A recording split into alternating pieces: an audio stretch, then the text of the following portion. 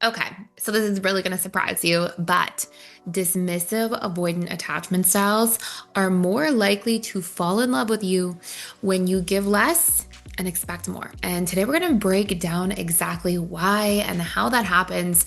And most importantly, at the end of this video, we are going to talk about what that means for you if you are an anxious attachment style or fearful avoidant. Because a lot of times, the reason you're not doing these things is because of your own deep inner wounds that are sitting there subconsciously that you may not even be consciously aware of. So we're going to dig into that too.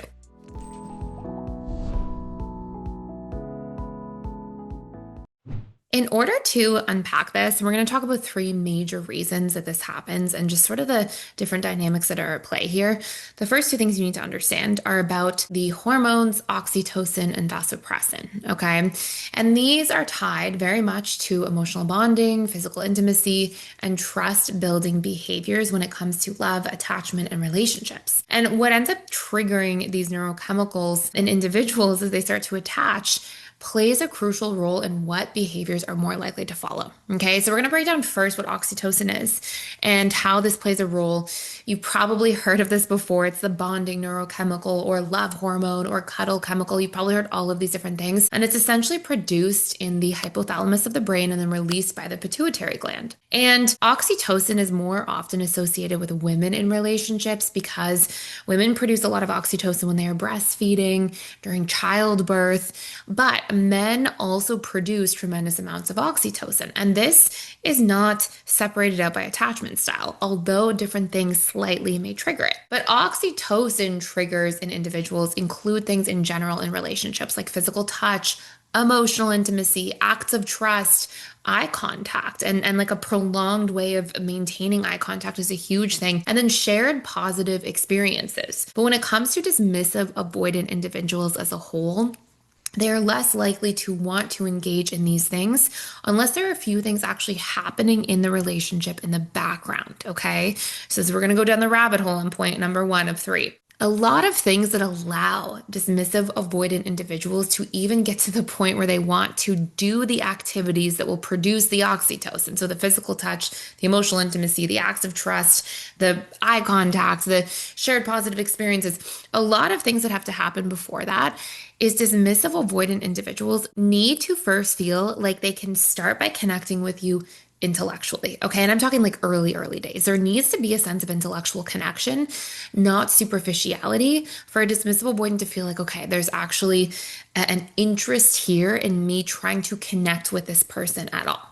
Once that intellectual connection has developed, and that's really like things like sharing the things you're learning, ideas, philosophies, opinions, maybe having like a very low key, harmonious debate, not one where like the gloves are off, okay? Because dismissive avoidants don't like the feeling of like conflict and fighting. But if you have a good bit of intellectual connection, they're going to start to invest a little bit. And then over time, that emotional connection can start building. And emotional connection, like the prerequisites of getting there for a dismissive avoidant, are really through things like, are you able to make them feel comfortable and safe in that connection? Like, do you feel, does it feel to them like you are judging them when they start to open up with you? Or do they feel like, no, you're pretty accepting, you're pretty open-minded to them, the things that they're sharing, and you validate it, you honor it, you appreciate the things about them that they're sharing. If they start feeling like they are appreciated, they're empathized with, they're understood, they're accepted as they're sharing, and they feel this sense of safety, like you're a comfortable, safe, kind of steady person, because volatility or a lot of conflict, again, really makes them shut down. And they're usually betting for those things in early days. Then they will start to lower their guard enough where now these things become on the table. Now there's that emotional intimacy building, and then that leads into more physical touch. And I don't mean around like sex and intimacy per se, but a lot of the things like hugging, kissing, holding hands, massage, like a lot of these things that are bringing that sense of oxytocin. And then the trust starts to build. There's more shared positive experiences. They'll have eye contact for longer periods of time. So think of those as being like the themes there that allow these dynamics to show up. So that's like your backstory. Here's where it gets really interesting in regards to dismissive avoidance starting to really bond with you more and fall in love with you more when you actually give a little bit less and request more. So you want to start by essentially, and again, we're going to talk about what to do at the end because I don't want this to be this roadmap that you like follow to a T and then do all of these things so that you can win the person. Like you need to have your own sense of authenticity as a human being in here. You need to know your own needs. You need to be vetting to see if your needs are also getting met. We're going to come to that stuff at the end, okay? But here's that first part. These are the prerequisites. And a lot of these are for everybody, but they are especially important for dismissive avoidance. But here's where it gets into the dismissive avoidant dynamic. And this has to do with vasopressin, okay? So vasopressin has a unique relationship in bonding when it comes to men versus women. There is a slight difference here. It's a little bit more influential for men, but it plays a role in both. And vasopressin is the neurochemical or neuropeptide that's really related to protection, pair bonding, especially for men, in the sense of possessiveness or being a little bit territorial. And it is also produced by the hypothalamus and released into the brain. And the things that trigger vasopressin are a lot of feeling like that person is the protector or provider, okay? And again, this can play a role in women as well, a little bit more dominant in men in terms of the impact, okay? Also, long-term attachment is obviously a key piece of this here, but shared challenges, cooperation, feeling appreciated or needed, okay? So this is the real crux of this, which is in relationship dynamics, once that emotional bond has been built, okay, once that emotional bond is actually there, the thing that then triggers that longer term neurochemistry of commitment, if you will, is this sense that this person is actually needed. And this is more typical of like female male dynamics, especially like anxious attachments or fearful avoidance, dating dismissive avoidance. A lot of times what you'll see is that we have these women who are AP, anxious preoccupied, or fearful avoidant, who will just like over deliver, right? They're very generous. They're a little bit too people pleasing at times, and they will dive into relationships and literally like give you everything. But unfortunately, what that does is it causes the male to have a little bit of that safety enough to produce a little bit of that oxytocin, but there's all of this absence of this individual feeling like they are appreciated, feeling like they are needed, feeling like they are the protector or provider, can really show up for somebody else. And when those pieces are missing, that's associated with less vasopressin production, which decreases the chance that that person is going to want to engage in pair bonding behavior in the relationship. And so now all of a sudden, this thing that would really impact loyalty, protective behaviors, commitment-oriented behaviors is missing. And so instead of amplifying this desire to pair bond, especially for dismissive avoidance, when they are just being caretaked for all the time, yes, they get this like comfort, security set of needs met. But what they don't actually get met in the relationship is a sense of like, hey, I'm needed to. I'm appreciated for how I'm showing up. I'm in a place where I can actually, be needed, be desired in this way. And people don't just fall in love and stick around for relationships where their needs are met. People also fall in love and invest in relationships because they like the version of themselves that they become.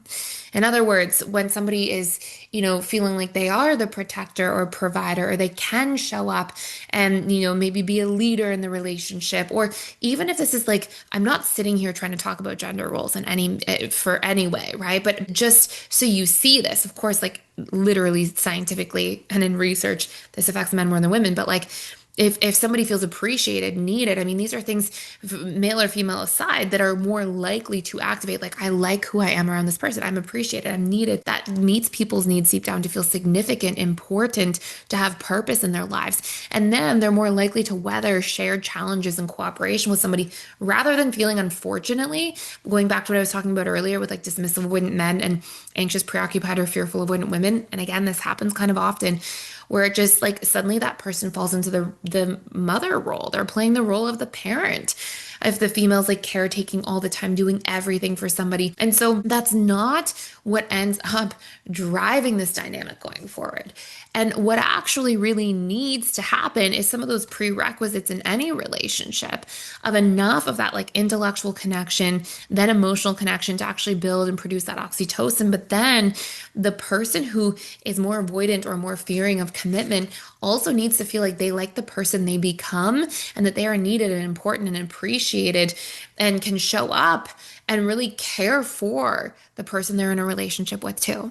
And that is why, specifically, if you're with a dismissive avoidant and you're doing the most and you're giving the most and you're trying to earn your worth or earn love, that might actually slow the connection or diminish the connection in a relationship, especially in regards to like pair bonding behavior and a long-term relationship here. So, what do we do? Well, if you're an anxious or fearful avoidant, the first question you have to ask yourself is, why do I overgive and underreceive? Why do I people please? What am I afraid of? And what are these deep core wounds within me that are driving me to act that way in relationships? And if you're willing to be really honest with yourself, you'll generally see that on one hand, part of this is needs-based yourself. You like to contribute, you like to show up, it feels good to give. And generally, a lot of individuals who are fearful, avoidant, and anxious are both very giving people, right? They're very thoughtful and considerate and giving and generous. But there's also a wound driver in there, right? Are you giving from a place of like, I need to give in order to be worthy, in order to be good enough, in order to be lovable, in order to be accepted?